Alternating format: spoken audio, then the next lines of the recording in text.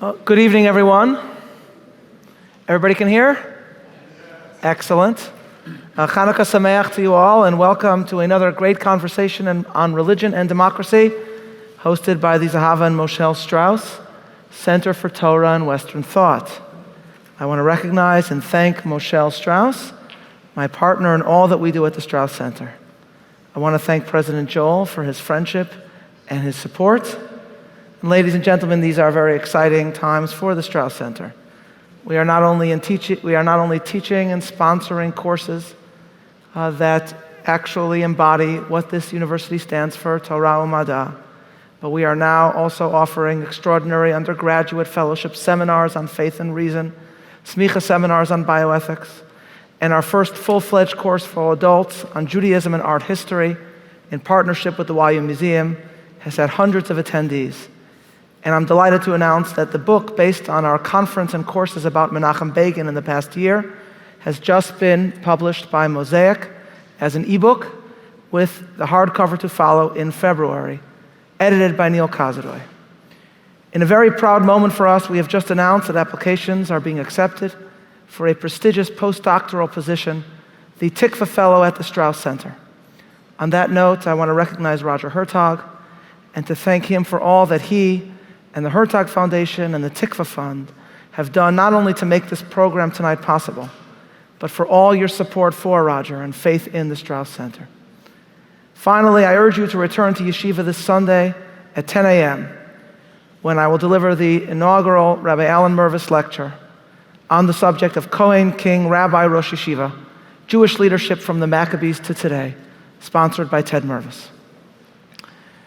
In 2003, an engaged Jewish couple, Orthodox Jewish couple, decided that their wedding would take place at Citi Field, the first time that an Orthodox wedding ever occurred in America at a ballpark, thereby joining their love for each other with their love for the New York Mets. This somewhat unusual choice of venue for what is for Jews one of the most cherished covenantal acts prompted a multitude of commentary. My favorite being a remark by a comedian that you could tell that the wedding took place at Citi Field because when the bride threw the bouquet, nobody caught it. Be that as it may, the story inspires us to ask whether baseball is just a game or whether it can teach us about virtues such as love, loyalty, fidelity, faithfulness, and faith. And there is, of course, no better time of year to ponder this question.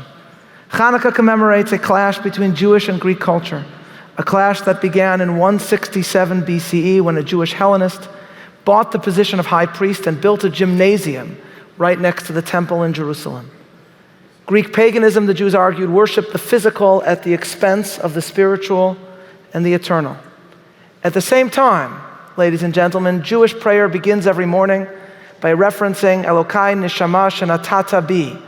We say, God, the soul that you have placed in me, which clearly indicates that we are more than just souls, that our physical forms are also an essential part of ourselves, and therefore must be a source of moral and spiritual excellence.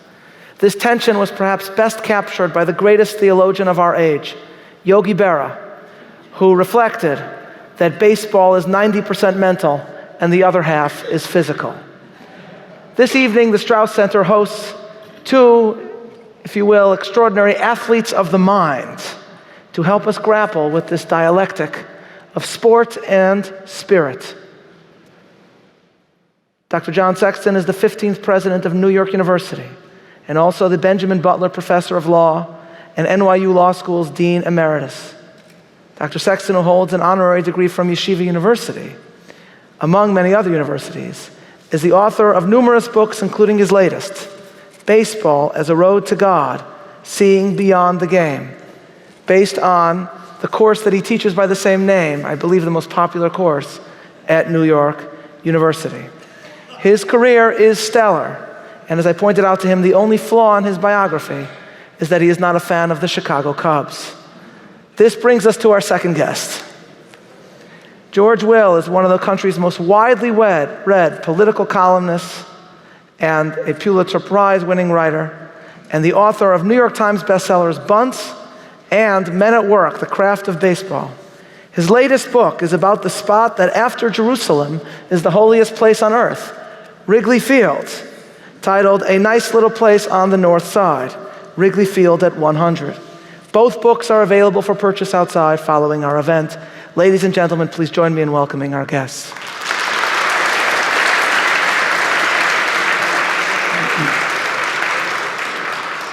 So, gentlemen, let's begin by comparing and contrasting your books. The 1982 film Chariots of Fire depicts two athletes, two runners, Harold Abrams, a secular Jew who runs to prove that he can be faster than anyone else. As he says, I believe in the pursuit of excellence. And Eric Liddell, a Scottish Christian runner who revels religiously in running. And when his sister, Jenny, tells him that it's a waste of time and that he needs to focus on missionizing, he says to her in a Scottish accent, he says, Jenny, I believe God made me for a purpose, but he also made me fast. And when I run, I feel his pleasure. For him, running is an act of serving God. Now, Professor Sexton, you teach a course called Baseball as a Road to God. And George, your thesis in your book, and here I quote, is that the beauty of sport is its absence of meaning.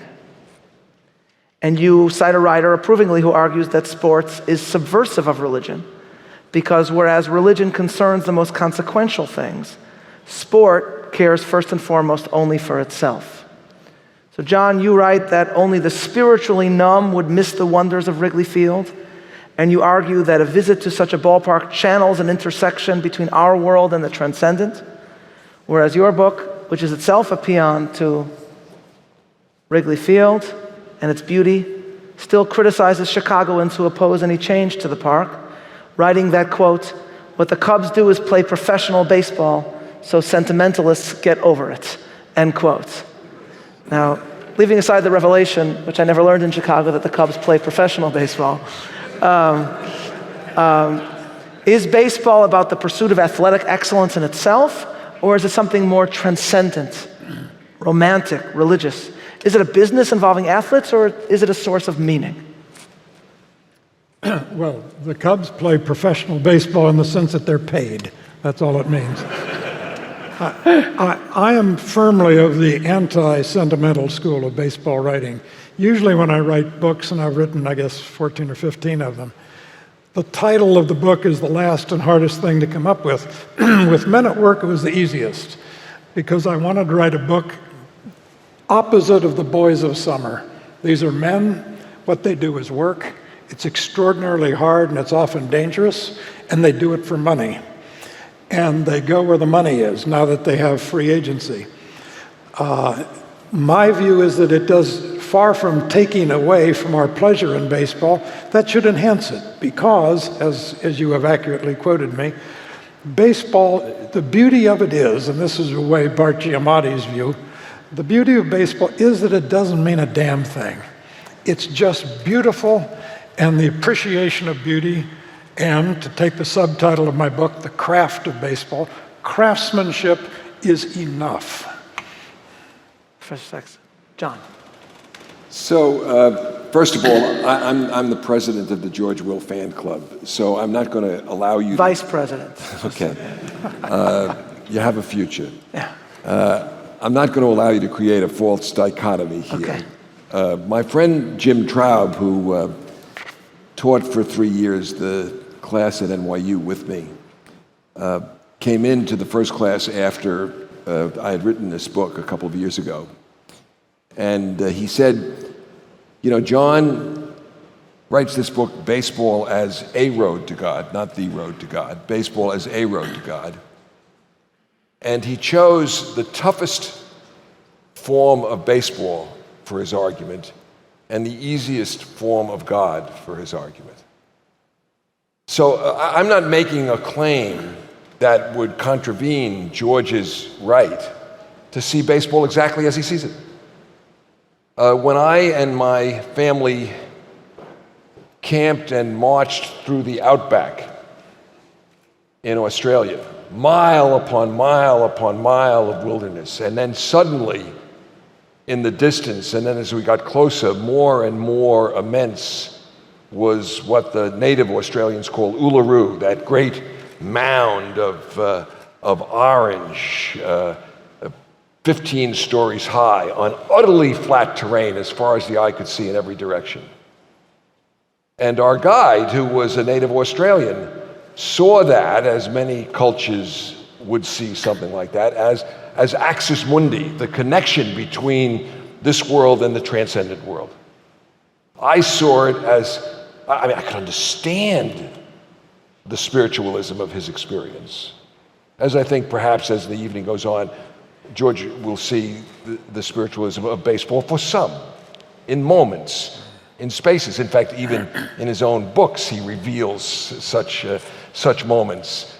But just as if I had a priest by my side out there in the outback who consecrated what looked like bread and wine into what he and I, as believing Christians, would say was the body and blood of the Redeemer, he would have looked at us with all the puzzlement that we looked at him. So really the main argument in my book on this dimension is that there is a capacity in almost every human encounter, if we appreciate it enough, to see the sacred. The question is, for whom does it display the sacred?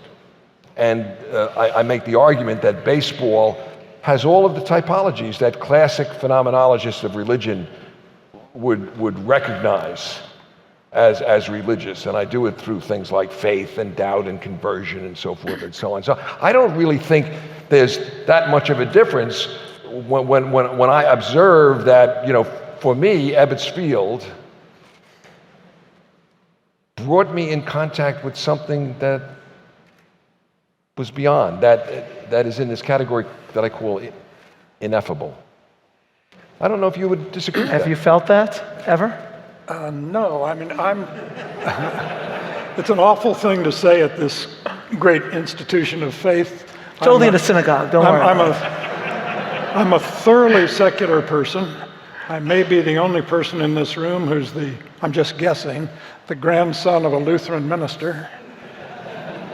My father was the son of a Lutheran minister, therefore he was a secular philosopher.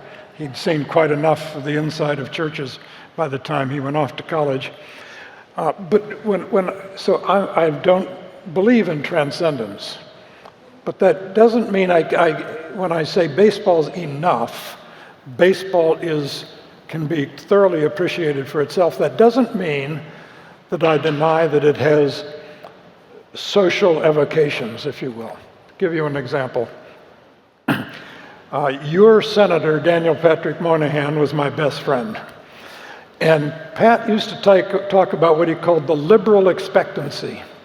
He said the liberal expectancy was, and it was particularly in the 19th century, that with the coming of scientific, market-driven, rational societies, certain pre-modern forces that used to shape the world would lose their historic saliency, particularly religion and ethnicity.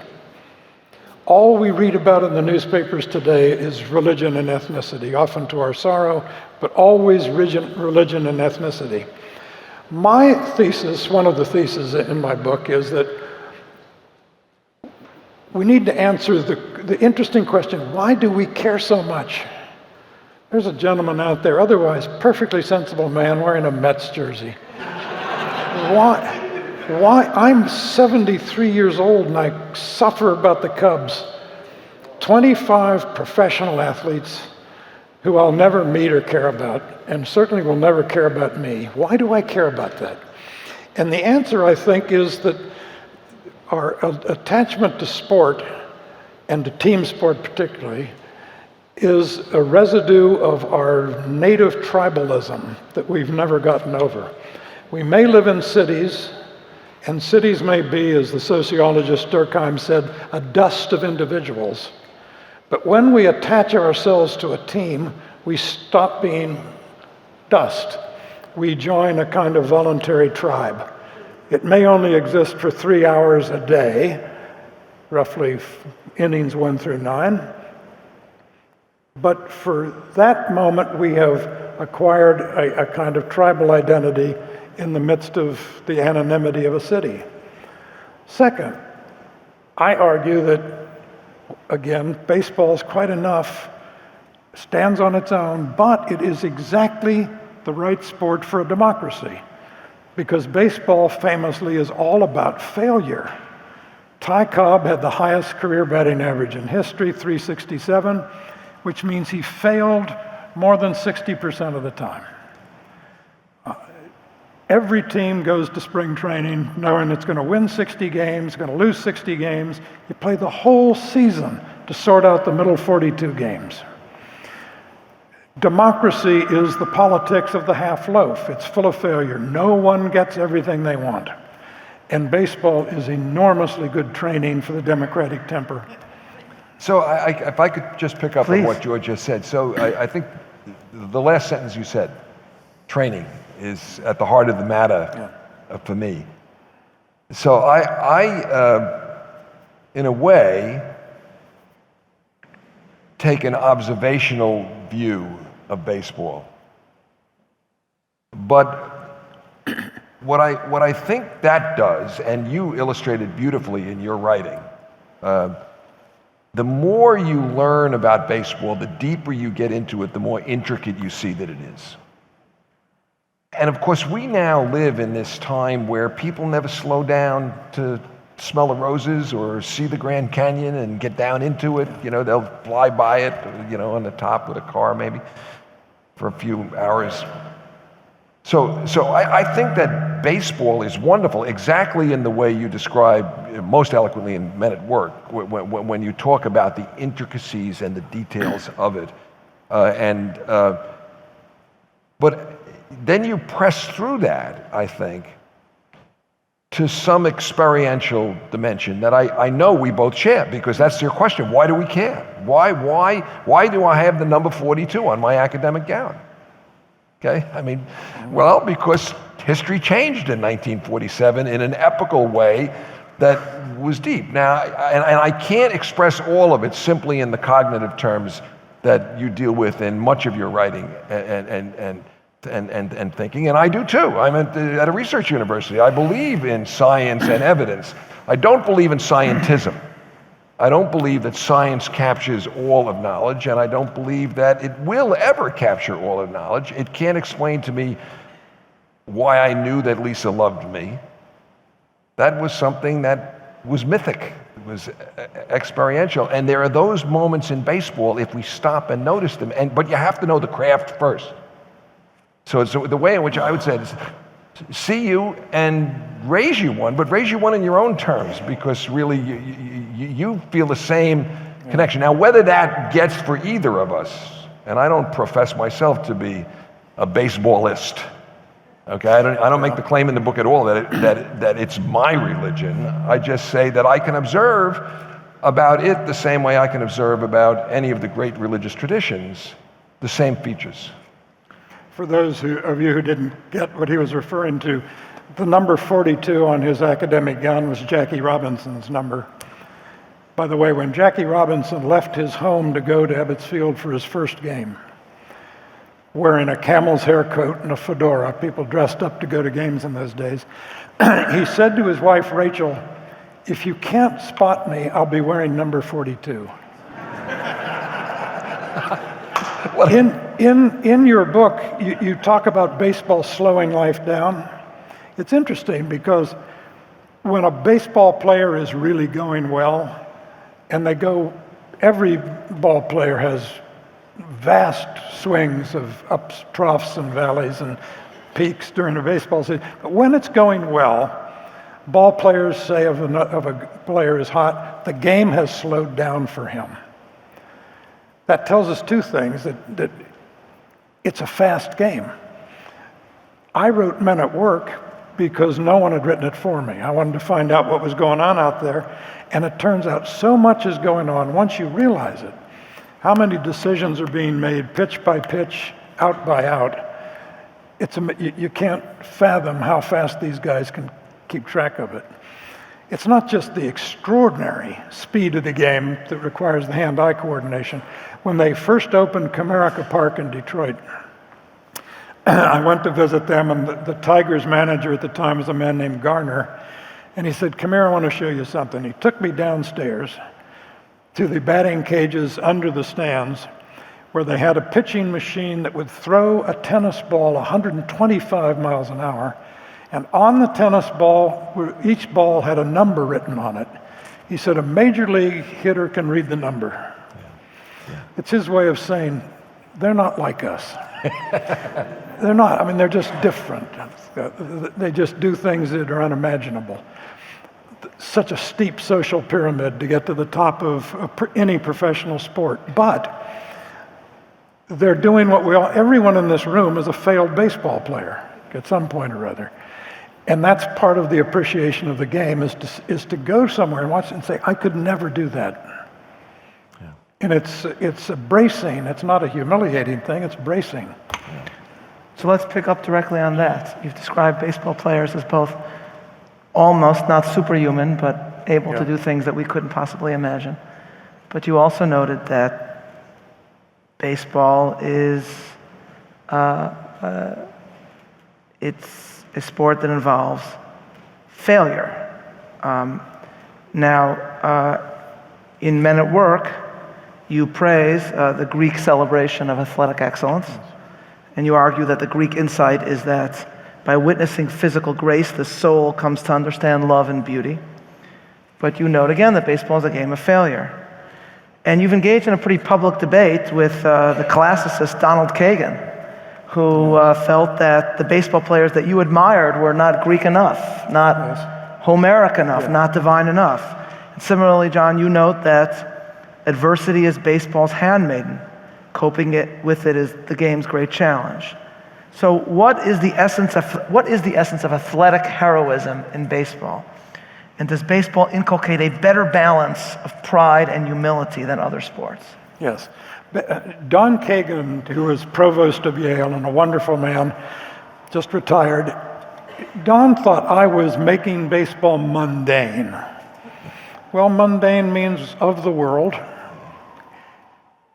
There are a very, very few five-tool players. Hit for power, run, throw, and catch. Most, even the major league ball players who reach the peak of this terrific social pyramid, most major league ball players are two or three tool players. And the manager's job is to match the man in the moment, to get the man in a spot who can do something with his two or three tools. Because the Albert Pujols and the Mike Trouts and the Mickey Mantles and the Willie Mays are rare even among the 1,500 or however many major league ball players there are. So in that sense, DiMaggio's are fun to watch. Everyone else is instructive to watch. You can't learn anything from Mike Trout. Mike Trout is a freak of nature. But the normal walking around ball players, that's why I say that. Now, I won't filibuster here, but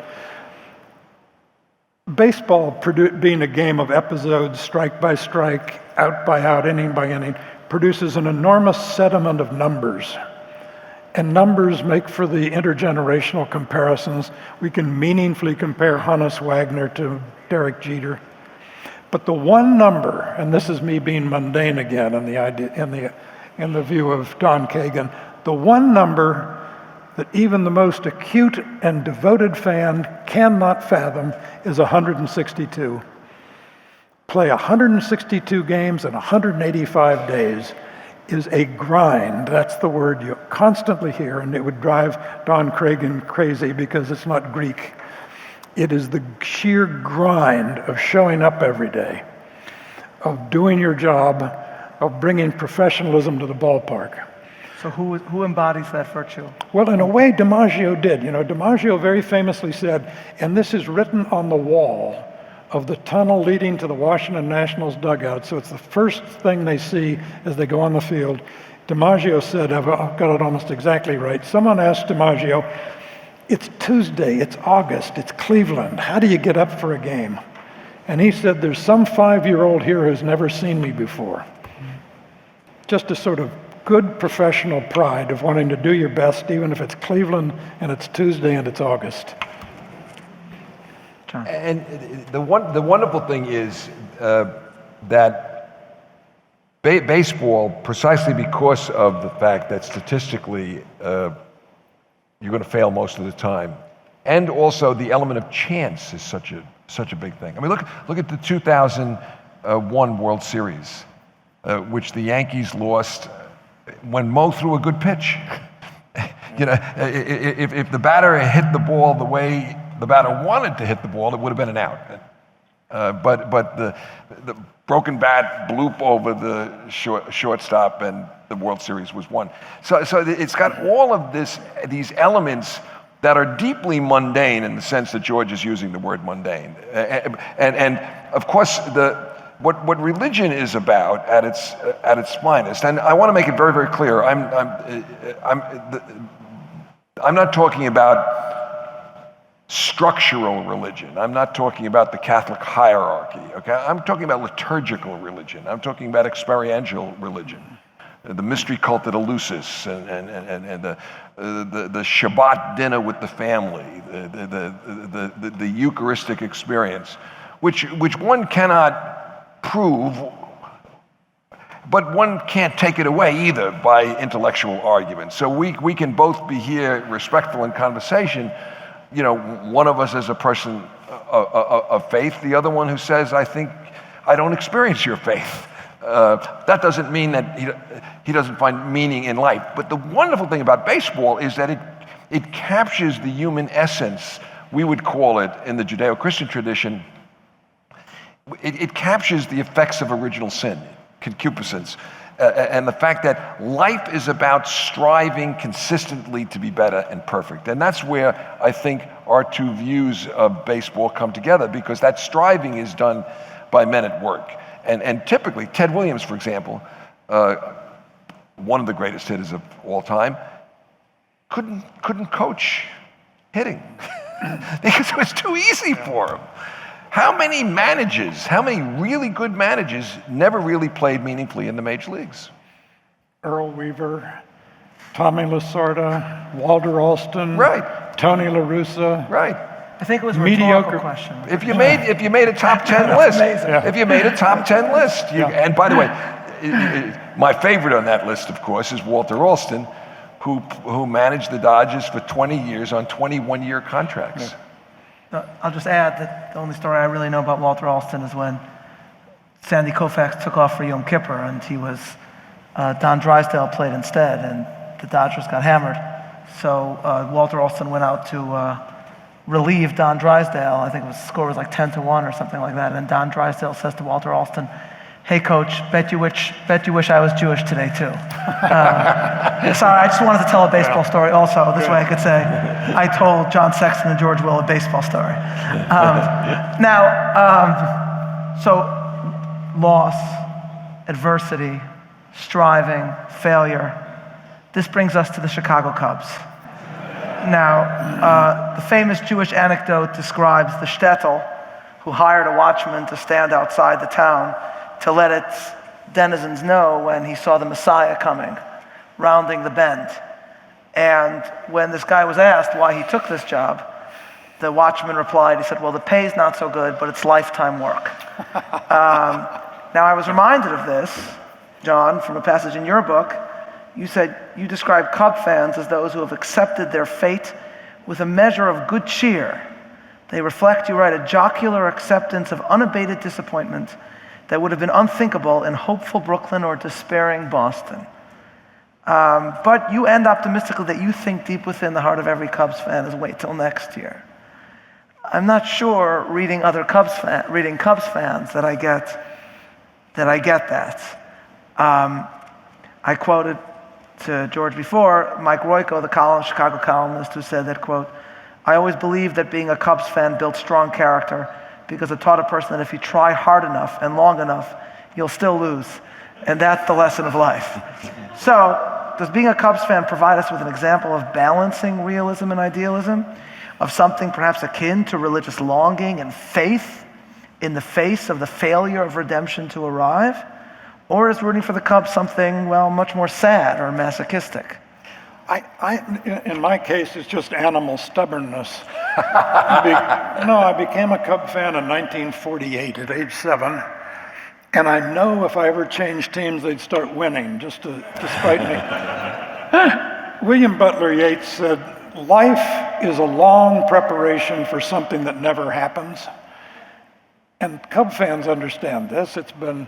Cubs last won the World Series in 1908. That's 2 years before Tolstoy died. I grew up in Champaign, Illinois, midway between Chicago and St. Louis. And at an age too tender to make life-shaping decisions, I had to choose between being a Cub fan and a Cardinal fan. All my friends became Cardinal fans and grew up cheerful and liberal. I became a gloomy conservative because being a Cub fan is a lifelong tutorial in deferred gratification, which is part of being an adult. And there's actually a book been written called Your Brain on Cubs. And there's been research that shows that protracted disappointment shapes the brain circuitry.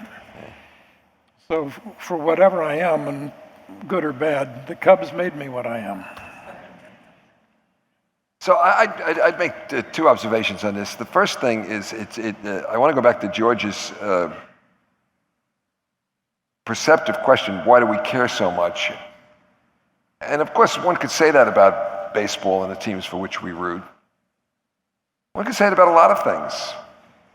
And one of the things I try to do in my book is elevate our awareness of the fact that a lot of things we care so much, some of the things about which we go to war, are things that just happen to us. We're born in a certain place, we're born of a certain religious tradition, we're Sunni or Shiite, and we're given our teams. Typically, but you were rare in making a choice. Yeah. Most of us, if you talk like this, TAWK, notice that, you were a Dodger fan when I was born, okay? It was the real sociopath that became something different. So I think there's an interesting observation that baseball gives us if we have that realization. And when I teach my Muslim students in Abu Dhabi, at NYU Abu Dhabi, we talk about this issue of how so much is an accident in one's life. It just happens to you, including the fact that you're born smart. He had nothing to do with it. Maybe it had something to do with how it developed after you were given the gift. And I think that's an important thing. We care a lot about a lot of things. So I just offer this as an illustration of how baseball can be very, very instructive in ways that, if you begin to pay attention, can have larger meaning. Now, the chapter in which I deal with this, again, I'm sorry, I'm enthusiastic about being here with the two of you, so just bear with. Chapter in which I deal with the topic that Sally brought up is called Blessings and Curses. And even the words, you have to start, if you're doing a religious examination of something, by defining what you mean. And what I mean by blessing and curse, I explain, is the feeling of kind of ecstatic joy, incapable of expressing in words, that comes after deep accursedness. So I'm not talking about Mariano Rivera is a blessed ball player with his gift. I'm talking about the kind of existential accursedness that afflicted Brooklyn, and it is claimed afflicted Boston. I say that as a Yankee fan who really feels Boston is the center of evil. And then the benign accursedness that I observe in the wonderful people of Chicago and the reaction is different. As you said, in the chapter I talk about the 4 different reactions. The people of Brooklyn, being the worthy people they were, responded with wait till next year, hope, the great virtue of hope. The people of Boston waited decades before they even made up their curse. Shaughnessy makes up the curse in a column in 1970, and then they do nothing but whine about it. You know, and then even in 2004, I'm when going to put you down as undecided about how Bostonians are. in 2004, when I saw a Red Sox hat, so I have to kind of call the guy out.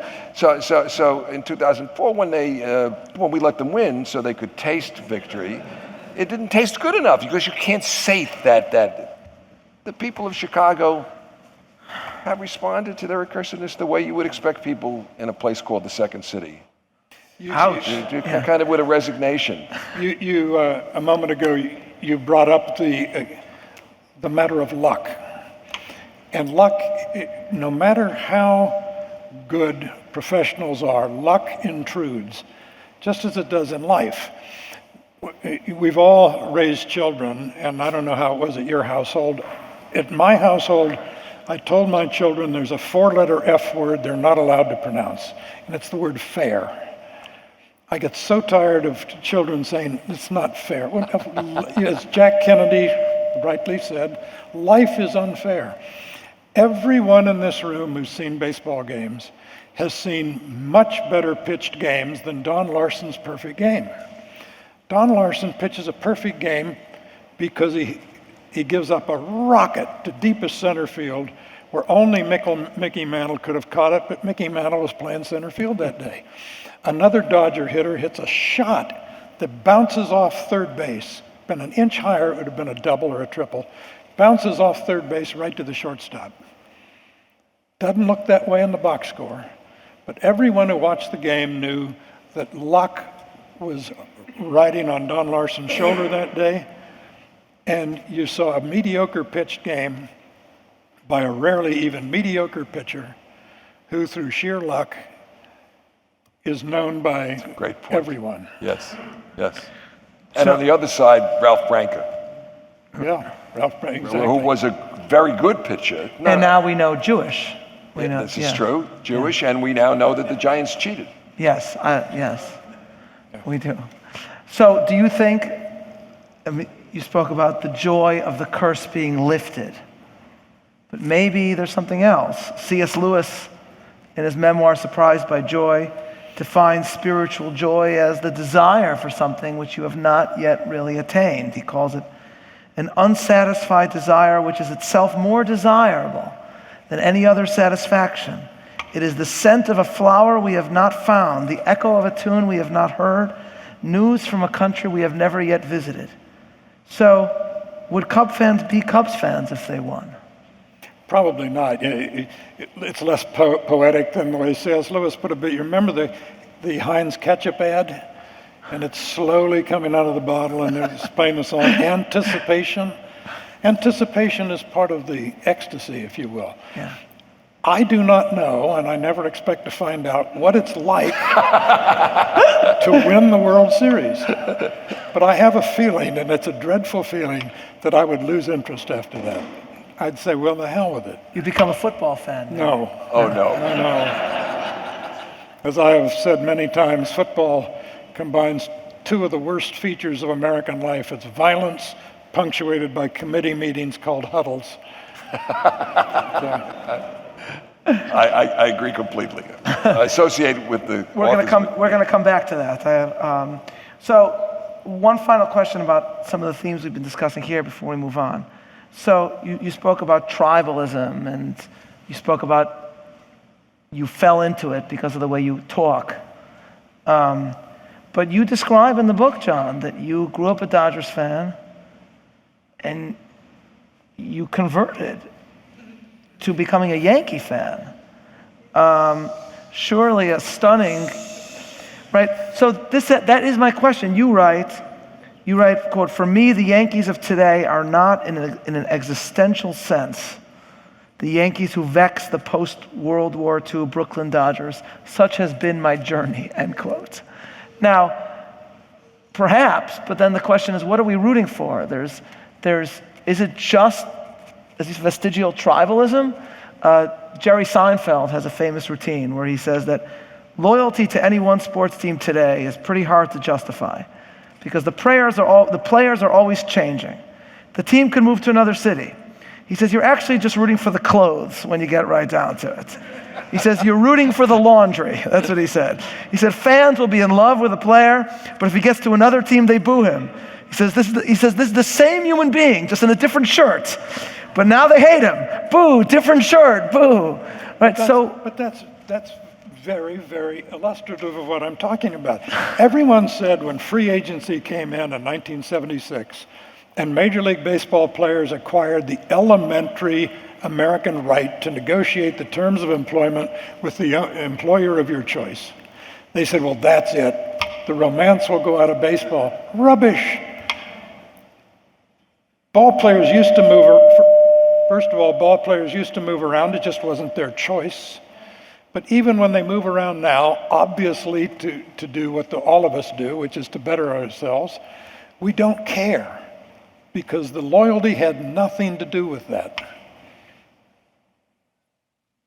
The loyalty was to the game. You talked a moment ago about the Hellenism of sport, the beauty of athletic performance. This is, again, what got me in trouble with Donald Kagan and the mundane approach I take to baseball. But I think the same thing is if you've ever seen someone lay bricks who's really good at laying bricks, you can see the same thing, the marvelous craftsmanship of someone who's honed a skill that you don't have. And is that Greek? Is that a Greek way of looking at it? If not, it's the Greeks' fault. Yeah. So, what are you rooting for when you root for the Yankees now? well, first of all, I don't want to let the record stand where you put it. It's a kind of mischaracterization of my conversion. So it's 1969, and our son is born. And in some primitive way, and not having written the book yet, I understood that more important than the religion I would give him were the teams for which he would root. And as I said, I'm Catholic. He was baptized in 1969, and I had to choose, what teams I would give him. Now, the Dodgers by this time, because of a man by the name of O'Malley, had gone to the plastic city of Los Angeles and ceased to be the Dodgers, although I still rooted for Koufax and Drysdale and those folks. But they were only for 6 games a year, and television was impossible. If it had been today, it might have been different. I don't think so, because the human experience of going to the ballpark and a father and a son, my dad was an alcoholic, but he was nonetheless my hero. He died when I was young, but I remember many of my great memories are through the lens of Ebbets Field and the Dodgers and praying for Roy Campanella to hit a home run. So the choices were the Yankees, whom I'd been, I was very disappointed when George mentioned the center fielders that he didn't list Duke Snider. But, I lost a lot of blood over whether Snider was better than Mays and Mantle.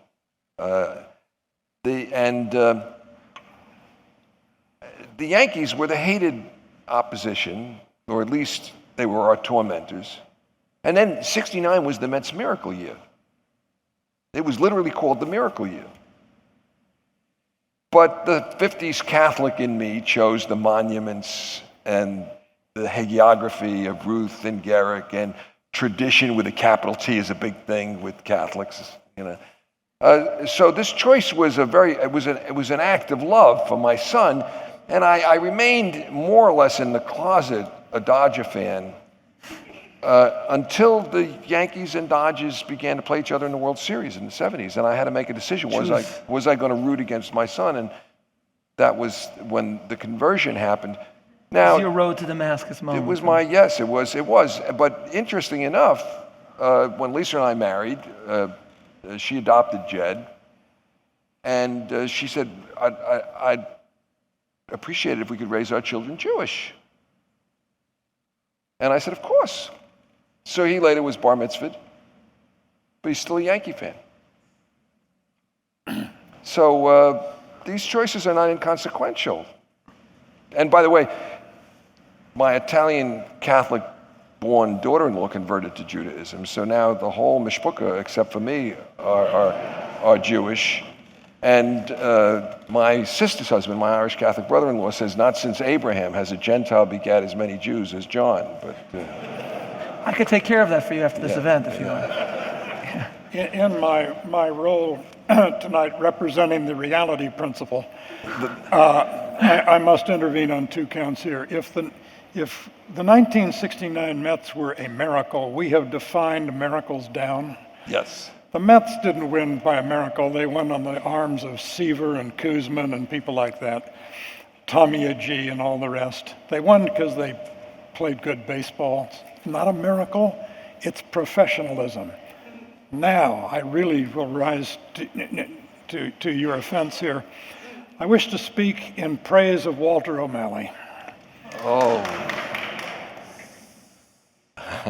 I have met at least 60,000 people who have told me that they spent every day of every summer in Ebbets Field, capacity 32,000 people. In 1955, the 1 year the Dodgers win the World Series, a great team, Campanella, Newcomb, Robinson, Reese, Ferrillo, Snyder, Hodges. The per game attendance at Ebbets Field was 13,800, less than the Tampa Bay Devil Rays draw. You want to know why we went to Los Angeles? People wanted to see baseball out there. They'd pay to get in. Now I know that, see, the ghost of Donald Kagan looking over my shoulder says you're being mundane again.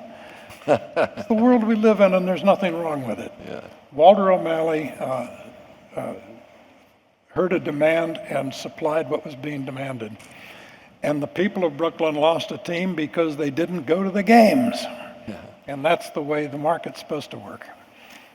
And if one believes only in markets, one could justify Not O'Malley's... only in markets, but first in markets. Listen, I accept all of the data that you give. There's still moral turpitude in wrenching the soul out of a community, because you still, even though people weren't going to the games, could listen to every game walking down the street, because the radios were playing and everybody was listening, and it bound together the borough of Brooklyn in a community that was an uber community, something that was great, that went beyond the individuals there. Earlier, I said that, Jim Traub said that I chose the toughest form of baseball to justify as a road to God. And he meant by that I could have chosen the idyllic sandlot leagues and little leagues and so forth, as opposed to, as you said, this free agency and the market driving the Dodgers to Brooklyn. And that's true, and this is just early evidence, I think, of the fact that, and it's a tension, but I'll accept your point and simply say it's part of the human condition that we commit moral turpitude. Yeah, and that's again a way in which baseball is a manifestation of something deeper than what appears at the surface to be going on at the game. Let's move on to then another sort of moral turpitude. Both of your writings about baseball center on the excellence in the sport, but so much of the past decade of baseball has been soiled by scandal. In an op-ed on this, Leon Cass and Eric Cohn in the Washington Post put it this way. They wrote, quote, "All human excellence, truth to tell, requires at least some distortion, putting aside many activities to excel in one, such as the strange life led by Olympic gymnasts, often whisked away from normal childhood, to enter the all-consuming world of the training camp. Sometimes this separation enables individuals to embody the best they're capable of. At other times, the pursuit of our activity so distorts the human whole as to call into question the dignity of the performer. The deeper danger is that we improve our performance at the cost of our full humanity, that we become better by no longer being ourselves. So, is the moral asterisk that will forever attach to Bonds, A-Rod, Clemens, etc., is this an anomaly, or is it a symptom of a danger inherent in baseball itself?" Well, it's inherent in the pursuit of excellence about anything. You can be a writer to the neglect of other human duties and faculties and obligations. You can be obsessive about fly fishing. All moral failing is disproportionate at some point. It's a failure to see the connections and the right size of things. I do believe that the important distinction to make is this. There is a difference, and it's worth trying to figure out what it is, between eating your spinach and taking care of yourself and lifting weights to become an excellent player, and that next step, eating your spinach and getting your rest, makes your body perform as well as it naturally can. And then when you import chemicals, you're making your body behave unnaturally in a sense. That's the distinction. But well on the sort of wholesome side, there is an unwholesome single dimension that often affects geniuses. Genius of the mind, genius of the body. It's almost unpleasant to look at sometimes. You don't want to be around major league ball players too much, because a lot of them, a lot of them are nice guys, but a lot of them have spent every day since they were 7 years old thinking about their bodies and their swings, and something gets neglected.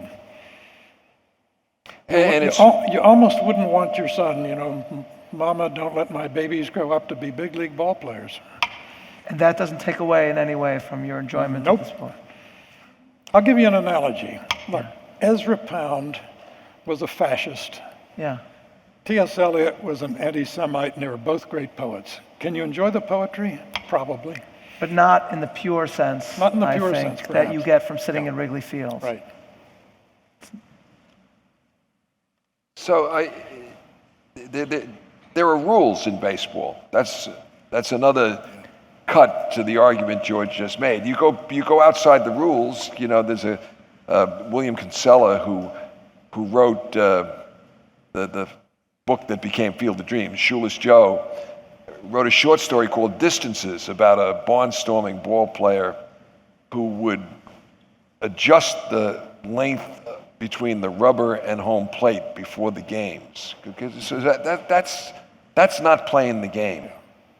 And using steroids as opposed to eating spinach is not playing the game. So part of the beauty of baseball is that there are rules. But there's a difference between Berra throwing gravel into a batter's shoes and steroids. This is an art, not a Right. science. Right. And stealing signs. Right. I alluded earlier to the Giants allegedly stealing the signs from center field. Does that go beyond the pale? I think most people think it does if they did it. Whereas stealing a sign, if you're the first base coach or a runner on second, is a different matter. So it's really interesting. This is something maybe a 50s Catholic can appreciate more than a Lutheran or a Jew. 50s Catholicism was very, very simple. There were essentially 3 rules. You went to Mass on Sunday, you didn't eat meat on Friday, and you avoided even saying the word sex, and certainly not thinking about it. And then came, the Vatican Council and personal responsibility and gray areas and, situation ethics, and it got a lot harder. Well, baseball's that way a lot too.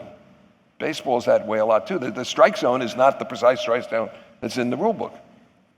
The umpire is part of the humanity of the sport. So I worry a little bit about the introduction of replay for this reason. Oh, that's my next question. Oh. That brings us right there. Okay. So, as you mentioned now, they've just introduced challenges based on instant replay. And I guess on the theory that this makes it a more perfect or more just sport. But you talk about learning about life not being fair.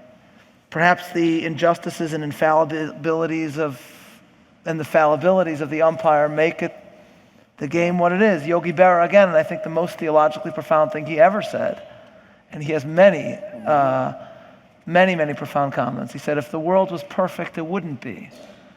So he was a genius. Yeah. Though I do love, my favorite is when he stayed at a hotel and he said the towels there were so thick I could barely close my suitcase.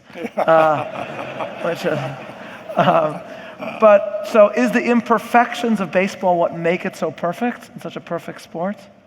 God, just to add a theological note, God creates a bunch of different things in Genesis. Everything he says it's very good. He creates man, does not say it is very good because man is not inherently good. But then he says he looked at all that he had made and it was excellent and it was very good, which seems to indicate that it's precisely the problematic nature of life that actually instantiates its virtues. Exactly. Remember, baseball is hitting a round ball with a round bat, and it's thrown very hard and very fast, and the pitcher is trying to trick you. So there's an enormous amount of deception and luck. Even if you have instant replay, there are going to be aspects of the game that result from bad bounces. I was on the baseball committee called the Committee on On-Field Changes that came up with instant replay. And I, naturally being a conservative who believes that all change at any time for any reason is wrong, held out against this. And finally, another member of the committee, Joe Torre, said, look, Will, there are 40,000 people in the ballpark. The people in the suites have television. They're seeing the instant replay. People aren't getting a hot dog at the concession stands or TV. They see the instant replay. Now or very soon, everybody's going to have a device in their hand. They're seeing instant replay. There'll be 4 people in the ballpark didn't know what happened. They're called umpires. So this didn't change the nature of the game. It just said on close plays, we're going to get them more right than we'd have in the past. So this was the right call. It was the right call because the most dramatic demonstration of instant replay this year is how tremendously good the umpires are. Stupendous people. But could there be any, and you mentioned this in your book, could there be anything more morally excellent than Jim Joyce's wrong call on the Armando Galarraga game and the way and the grace with which they both responded? Yeah. Isn't that excellence a part of baseball too? It is, and we'll miss that because you may not know what we're talking about. A guy named Galarraga, you never heard from him before, you'll never hear of him again. He had one great moment. Pitching for the Tigers against who? Never mind. A very good umpire named James Joyce, not the novelist, was at first base. And on the last 27th out of a perfect, not a no-hitter, a perfect game, he blows it by that much. It wasn't even close. And there was no instant replay. And so Galarraga didn't become one of the 27 or 28 perfect games ever pitched. Instead, we remember him more than we'll remember any of the perfect games. Except for Don Larson. Yeah, because of the extraordinary grace. He sort of shrugged. Joyce came up in the next game. He came out, brought the lineup out. He was in tears. It was a great human moment. Yeah, and that's gone now. That is gone. I guess that's an eloquent argument, perhaps, about something that we'll miss. But I guess all things considered, I said I was troubled by replay. If I had been on the committee with George, I think I probably would have voted for instant replay. So I think, where we can have evidence and where it doesn't undermine, I wouldn't have instant replay on every play. I think, they more or less got the balance right by a certain number of challenges and things of that sort. But if we can have evidence, it does improve the game. I accept that. It's like sabermetrics. It doesn't capture the greatness of Derek Jeter, but it's evidence and it's very, very useful. And teams are being built by combining both the wisdom of the old salt and the statistics of the new computer wonk. So, we don't want to resist evidence. Not even George would want that kind of conservatism. 2 final questions. First, you both hate football. Now, that's an that's a statement, right? It's true. This troubles me. Surely there are moral virtues instantiated in football that baseball does not even have. An esprit de corps that you see in football that you do not see in baseball. Leadership, you yourself note in your book that leadership in baseball is limited. If you believe, as I surely do, in the great man theory of history, one can see in a quarterback certain forms of leadership that does not exist in baseball. So, first, surely there are I return to my point, virtues instantiated by football. And second, if football truly is terrible, so what does it say about our culture and our country that it seems rapidly to becoming America's sport? What you have just said about football, that it rewards and calls for certain kinds of bravery and demands a certain kind of leadership, can also be said of war. I'm reading the new biography of Napoleon, a perfectly horrible great man. But Andrew Roberts admires him. I know he does. I know, and it spoils the book. But I mean, he went crashing around Europe, making history and orphans in large numbers. And the same can be said of football. I mean, football does require physical bravery, partly because the human body is not built for this. The kinetic energy in football today is absurd. Football is basically played within 20 yards. And over 20 yards, these guys who weigh 290 and are 6'9" are as fast over 20 yards as the halfbacks are. And we now know what's happening to their brains. And people who go to football games today are paying to see young men, disproportionately African Americans, injure themselves for our entertainment. And if you take pleasure from that, you shouldn't. And you should probably start watching the Ultimate Fighting Game and things of that sort. But I want to make this clear. I don't. It happens that I agree completely with everything that George said and with your general conclusion. In that, I do not see the spirituality in football. In fact, quite the opposite. I see the vices in football that George has enumerated.